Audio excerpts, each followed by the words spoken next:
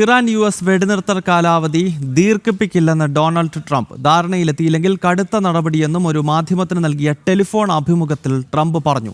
April 22-ാം തീയതി വെടിനിർത്തൽ ധാരണ അവസാനിക്കാനിരിക്കെയാണ് US പ്രസിഡന്റ് നിലപാട് അറിയിച്ചത്. ഹോർമൂസ് തുറക്കാതെ സമാധാന ചർച്ചയ്ക്ക് ഇല്ലെന്ന തീരുമാനത്തിൽ ഉറച്ചു നിൽക്കുകയാണ് അമേരിക്ക. നാളെ വെടിനിർത്തൽ കാലാവധി അവസാനിക്കുന്നതിന് മുൻപ് ധാരണയിലെത്തണമെന്ന മുന്നറിയിപ്പും ട്രംപ് നൽകുന്നു. ഹോർമൂസ് തുറക്കാൻ ധാരണയായാൽ ചർച്ചകൾക്കായി ചൊവ്വാഴ്ച വൈസ് പ്രസിഡന്റ് JD വാൻസും സംഘവും പാകിസ്ഥാനിലേക്ക് തിരിക്കുമെന്നാണ് നിലവിലെ സൂചനകൾ. ധാരണയിലെത്തിയില്ലെങ്കിൽ കടുത്ത നടപടിയെന്ന് ട്രംപ് വിശദീകരിക്കുന്നുണ്ട്. 2 ആഴ്ചത്തെ വെടിനിർത്തൽ ധാരണ 22-ന് അവസാനിക്കാനിരിക്കുകയാണ്. ചുരുങ്ങിയ സമയത്തേക്ക് മാത്രമാണ് വെടിനിർത്തൽ ധാരണയുടെ ഭാഗമായി ഹോർമൂസ് തുറക്കാനായത്.